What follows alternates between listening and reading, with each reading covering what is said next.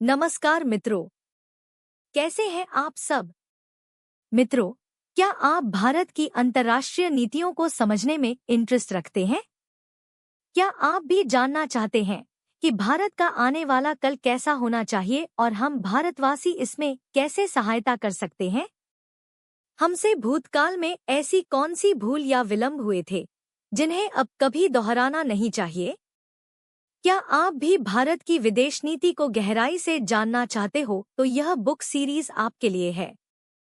मैं आपकी दोस्त एरा आज आपके लिए लेकर आई हूँ भारत के वर्तमान विदेश मंत्री डॉक्टर एस जयशंकर द्वारा लिखित पुस्तक the India way strategies for an uncertain world, जिससे हम वैश्विक राजनीति में बढ़ती भारत की भूमिका के बारे में विस्तार से जानेंगे और साथ ही यह समझेंगे कि भारतीय होने के नाते हमारा क्या कर्तव्य है। तो आइए देखते हैं द इंडिया वे पुस्तक का सारांश। Chapter number 1, the lessons of Awadh, the dangers of strategic complacency. The India way के इस पहले चैप्टर में भारत की विदेश नीति से जुड़ी कई चुनौतियां, उसका विश्लेषण और संभावित नीतिगत प्रतिक्रियाओं को स्पष्ट किया है। भारत की विदेश नीतियों में हुई ऐतिहासिक भूल और संभावितता को विस्तार से समझाया है। चैप्टर की शुरुआत सत्यजीत रे की फिल्म शतरंज के खिलाड़ी के उदाहरण के साथ होती है, जिसका संदर्भ देकर लेखक हमें बताते हैं कि भूतकाल में हमारी विदेश नीति की समझ और उसे हैंडल करने का हमारा तरीका कितना पुअर था। जहां एक तरफ ब्रिटिश ईस्ट इंडिया जैसी जायंट कंपनी राज्यों को हड़पने पर कार्य कर रही थी, वहीं भारत के विभिन्न राज्यों के शासक आपसी मतभेद में उलझे हुए थे तथा राज्य के द्वार तक पहुंच चुके इतने बड़े संकट तक को नहीं देख पा रहे थे या फिर नजरअंदाज कर रहे थे। शतरंज का खेल यही बेदरकारी और आपसी मतभेद के उदाहरण के रूप में दर्शाया गया है, जिससे लेखक डॉक्टर एस जयशंकर हमें यह समझाना चाहते हैं कि हम वही गलती दोबारा नहीं कर सकते। आपसी मतभेद से बाहर निकलकर हमें एक राष्ट्र की तरह और राष्ट्रीय हित के लिए कार्य करना चाहिए। इसके लिए भारत के पड़ोसी राज्य चीन का उदय और विकास हमारे लिए प्रेरणा बन सकता है। साथ ही वैश्विक राजनीति, उसकी दिशा और भारत पर उसका असर, इनकी गहरी चर्चा होनी चाहिए। यह इसलिए भी जरूरी है क्योंकि वर्तमान में वैश्वीकरण में बहुत बड़े बड़े बदलाव हो रहे हैं। प्रादेशिक अस्थिरता, बढ़ता जोखिम, मजबूत राष्ट्रवाद और वैश्वीकरण का अस्वीकार वैश्विक संबंधों को पुनः स्थापित कर रहे हैं। इसका सबसे बड़ा असर हम अमेरिका पर देख सकते हैं, जो पिछले कई दशकों से एक ग्लोबल पावर बनकर विश्व पर अपनी मजबूत पकड़ बनाए हुए था। ऐसे में चीन जैसे एशियाई राष्ट्र का उदय वर्तमान वैश्विक राजनीति की दिशा तय करने में सहायक हो सकता है। वैश्विक बदलाव देश की आंतरिक गतिशीलता का संपूर्ण भाग न होने की वजह से कभी भी राजनीतिक चर्चा में उसका ज्यादा उल्लेख नहीं होता था। और आज जब भारत विश्व में एक मजबूत राष्ट्र बनकर उभर रहा है, तो न सिर्फ हम वैश्विक स्थिति का स्पष्ट अनुमान लगाएं, बल्कि उसके ऊपर स्पष्ट चर्चा भी करनी चाहिए।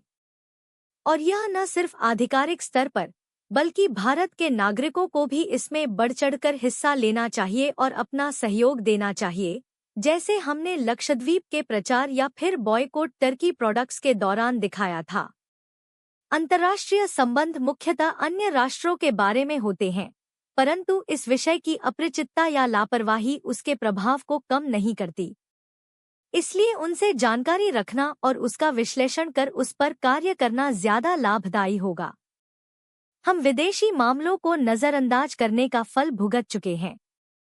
हमारे इतिहास में ऐसे कई उदाहरण हैं जो विदेश नीति की समझ या उसके विश्लेषण की असफलता का परिणाम है।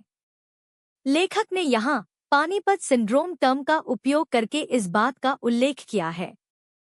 दरअसल पानीपत सिंड्रोम एक गैर चिकित्सीय शब्द है जिसका उपयोग अक्सर भारत में राजनीतिक या सैन्य संदर्भ में रणनीति की कमी के लिए किया जाता है, खासकर जब किसी हमलावर को अपने क्षेत्र के बहुत अंदर तक घुसने की अनुमति दी जाती है।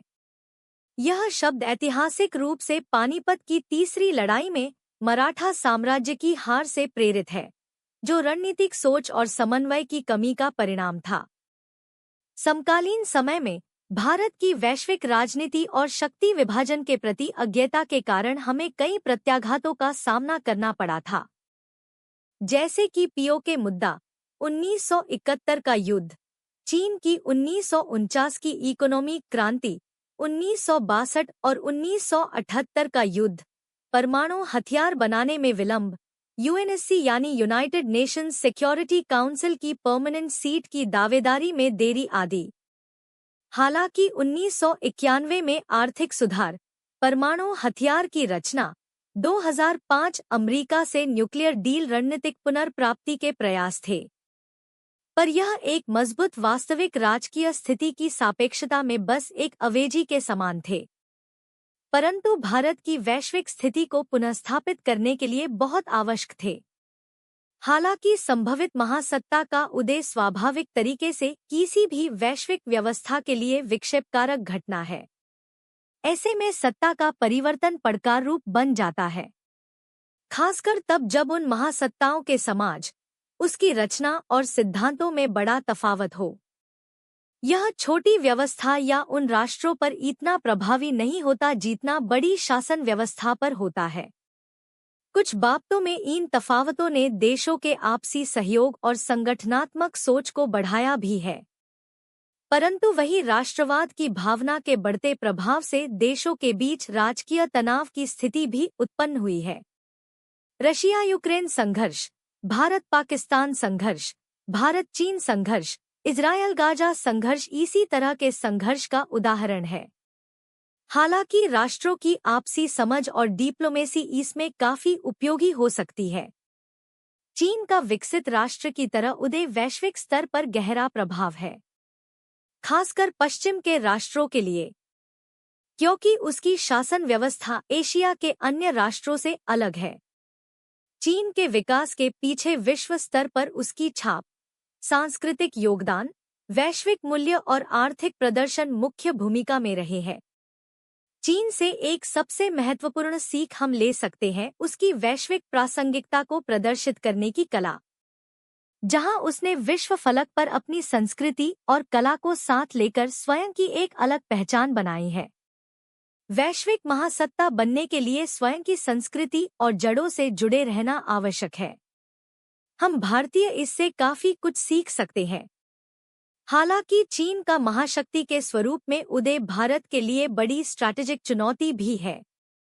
ऐसे में चुनौती से निपटने के लिए हमें पहले से तैयार रहना चाहिए। इसके लिए सिर्फ माइंडसेट बना लेना काफी नहीं है। नए भारत की रचना के लिए हमें उसका अच्छे से अनुपालन भी करना होगा। जहां एक तरफ चीन का उदय तेजी से हो रहा है, वहीं भारत का विकास धीमी परंतु मजबूत गति के साथ हो रहा है। और यदि हमें भारत को एक महाशक्ति बनानी है तो राष्ट्रहित के लिए कार्य करने पर ज्यादा फोकस करना होगा। यहाँ प्रश्न यह नहीं है कि भारत विकासशील राष्ट्र बनेगा या नहीं, क्योंकि वो तो होगा ही, परंतु प्रश्न यह है कि तेजी से बदलते विश्व में हम कितनी जल्दी इसे हासिल करते हैं। इसके लिए हमें एक ऐसी नीति की संरचना बनानी होगी जो भारत के हितों के साथ साथ वैश्विक हितों को भी संजोती हो। अब समय आ गया है कि नए विश्व के लिए नई रणनीति बनाई जाए, वैसी रणनीति जो चेस के इस खेल में दूसरों के द्वारा हमारी चाल समझने से पहले ही ये चेकमेट बन जाए। वर्तमान समय में ज्यादा स्रोत और स्टेबिलिटी वाले देश की मांग बढ़ती जा रही है। ऐसे में भारत अपने लोकतांत्रिक स्वरूप, बहुविध समाज और एक बड़े मार्केट के साथ इस परिस्थिति का अच्छा लाभ उठा सकता है। टेक्नोलॉजी और सर्विस में भारत पहले से ही अपनी अच्छी पकड़ जमाए हुए है। ऐसे में हमें दूसरे सेक्टर्स में भी तेजी से आगे बढ़ना चाहिए। अच्छी भूराजनीति और पावर की स्थिरता अंतर्राष्ट्रीय संबंधों में अहम भूमिका निभाते हैं, और ऐसे में हमारे पास पहले से ही कौटिल्यन राजनीति का अनुभव तो है ही, जिसमें कौटिल्य के सिद्धांतों पर आधारित शासन कला और राजनीतिक व्यवस्था का समावेश होता है। यह शासक के लिए राज्य के कल्याण और शक्ति को बनाए रखने के लिए एक व्यावहारिक और रणनीतिक दृष्टिकोण है, जिसमें कूटनीति, युद्ध, जासूसी, कोष, आर्थिक स्थिति और प्रशासन की रणनीतियां शामिल हैं। भारत को अपने इस ज्ञान का उपयोग करके स्वयं को महासत्ता के रूप में स्थापित करना चाहिए। अगर आप कौटिल्यन राजनीति को विस्तार से समझना चाहते हैं तो चाणक्य कमेंट में लिखना, हम उस पर एक विस्तार से वीडियो लेकर आएंगे। मित्रों, भारत की विदेश नीति भूतकाल में हुई 3 सबसे बड़ी भूल के बोझ को साथ लेकर चल रही है। पहला, 1947 का विभाजन, जिसने भारत को डेमोग्राफिक और राजनैतिक शक्ति दोनों तरीके से छोटा कर दिया, जिसकी वजह से चीन को ज्यादा व्यूहात्मक जगह मिल पाई। दूसरा है आर्थिक सुधारों में विलंब, जिसने आर्थिक क्षेत्र में भारत को चीन से काफी पीछे रख दिया। जहां चीन ने यह कार्य 1970 के दशक में ही कर दिया था, वहीं भारत ने यह कार्य 1991 में जाकर किया, जिससे चीन आज एक जायंट और विश्व की दूसरी सबसे बड़ी इकोनॉमी बन चुकी है। वहीं भारत सबसे तेज और चौथी बड़ी अर्थव्यवस्था है। फिर भी आंकड़ों के मामले में दोनों के बीच का तफावत काफी ज्यादा है। तीसरी सबसे बड़ी भूल थी परमाणु संपन्नता प्राप्त करने में देरी, जिसकी वजह से भारत का एक शक्तिशाली राष्ट्र होने का वो प्रभाव जो बहुत पहले हासिल कर लेता, काफी बाद में बना। हालांकि देरी से ही सही, पर भारत ने यह फैसले लिए, यह सराहनीय बात है। परंतु इससे भारत की छवि और प्रभाव पर काफी असर भी पड़ा। अब भारत को अपने भूतकाल से सीखकर विकसित राष्ट्र बनने की ओर बढ़ना चाहिए। वर्तमान विदेश संबंध की ऐसी कई नीतियां इसमें मदरूप हो सकती है, जैसे कि नेबरहुड फर्स्ट पॉलिसी, यानी पड़ोसी देशों से अच्छे और गहरे संबंध, जो एशिया खंड के राष्ट्रों के साथ भारत के सामाजिक, सांस्कृतिक और आर्थिक संबंधों को मजबूत बनाएंगे। इसके साथ पूर्वीय देश और पश्चिम के देशों के साथ यह भावना का विस्तार भी बहुत जरूरी है।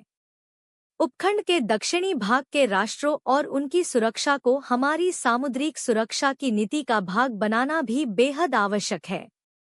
यह भारत उपमहाद्वीप के साथ सामुद्रिक क्षेत्र में भी मजबूती प्रदान करेगा और भारत के प्रभुत्व को स्थापित करेगा। वैश्विक गतिशीलता की इस स्थिति में एशिया में स्टेबिलिटी स्थापित करना भारत की मुख्य प्राथमिकता होनी चाहिए, क्योंकि मल्टीपोलार यानी बहुध्रुवीय एशिया एक बहुध्रुवीय विश्व की रचना कर सकता है। मित्रों, बहुध्रुवीयता का अर्थ होता है एक या दो से ज्यादा महासत्ता द्वारा विश्व के शासन को चलाना। किसी भी राष्ट्र की नीति में राष्ट्रहित सर्वोपरि होना चाहिए। वैश्विक परस्पर विरोधाभास में से तक को खोजकर राष्ट्रहित में उपयोग करना चाहिए। जब बात राष्ट्र और उसके हित की हो तो पोजीशन को एडजस्ट करने में कतराना नहीं चाहिए, जैसा कि हमने रूस से तेल की खरीद पर किया था। भारत के द्वारा रूस से तेल खरीदने के निर्णय ने राष्ट्र और नागरिक के हित को सर्वोपरि रखा। इतना ही नहीं, पर इस वजह से वर्ल्ड ऑयल मार्केट में तेल की प्राइसिंग को भी नियंत्रित किया जा सका, जिसने विश्व के अन्य देशों के हित में भी कार्य किया। यह एक उत्तम उदाहरण है राष्ट्रहित की सर्वोपरिता के साथ अन्य राष्ट्रों के हित को भी ध्यान में रखना। भारत के द्वारा विश्व के सबसे बड़े संगठन G20 में अफ्रीका खंड को स्थान दिलाना भी इसी नीति का उदाहरण है, जहां भारत स्वयं को ग्लोबल साउथ की वास्तविक आवाज के रूप में स्थापित करता है। इंडो पैसिफिक, क्वाड, ब्रिक्स जैसे संगठनों का हिस्सा होना विश्व मंच पर भारत की महत्ता को दर्शाते हैं। आज भारत वहां खड़ा है जहां उसे अमेरिका के साथ संबंधों को बनाए रखना है, चीन को मैनेज करना है, यूरोप के साथ लाभदायी संबंध जोड़ने हैं, रूस को फिर से करीबी मित्र बनाना है, जापान को फिर से पावर में लाना है, पड़ोसी राष्ट्रों से संबंध मजबूत करना है तथा पारंपरिक सहायता को पुनः स्थापित करना है। ऐसे में सॉफ्ट पावर की नीति भारत को यहाँ काम आ सकती है। मित्रों, सॉफ्ट पावर की नीति का अर्थ है बल प्रयोग के बजाय सांस्कृतिक आकर्षण, राजनीतिक मूल्यों और विदेश नीतियों के माध्यम से दूसरे देशों को प्रभावित करना।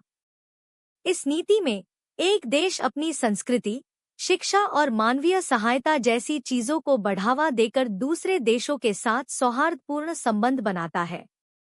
विश्व योग दिवस, आयुर्वेद का प्रचार, विश्व में भारतीय त्योहारों का सेलिब्रेशन। कैलिफोर्निया द्वारा दिवाली को नेशनल हॉलिडे घोषित करना इसी नीति के कुछ उदाहरण हैं।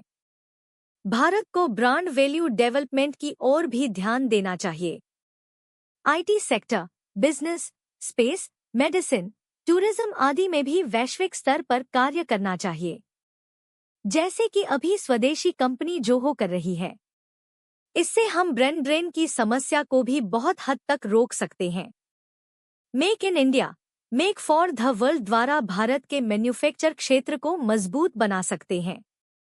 भारत वैश्विक स्तर पर आज एक बड़ी अर्थव्यवस्था है।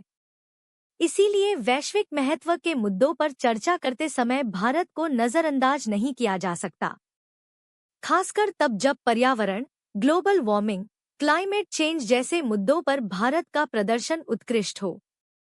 इसीलिए भारत को विश्व चर्चा का सेंटर माना जा सकता है। हम आज विश्व की सबसे बड़ी लोकतांत्रिक शासन व्यवस्था है, विश्व की तेजी से विकसित और चौथी बड़ी अर्थव्यवस्था है, विश्व की सबसे बड़ी जनसंख्या हमारे पास है। ऐसे में हमारे पास यह शक्ति है कि हम अपना प्रभुत्व विश्व पर स्थापित कर सकते हैं। इसके लिए हमें एक मजबूत, प्रभावी विदेश नीति की आवश्यकता होगी, जो भारत को एक महासत्ता बनने में सहायक रहे। तो मित्रों, यह था द इंडिया वे का पहला चैप्टर, अवध से मिली सीख। अगर आपको हमारा यह वीडियो पसंद आया हो तो इसे लाइक करें, हमारे चैनल को सब्सक्राइब करें। मैं आपकी दोस्त अगले चैप्टर के साथ फिर मिलूंगी। तब तक आप खुश रहें, स्वस्थ रहें। जय हिंद। नमस्कार।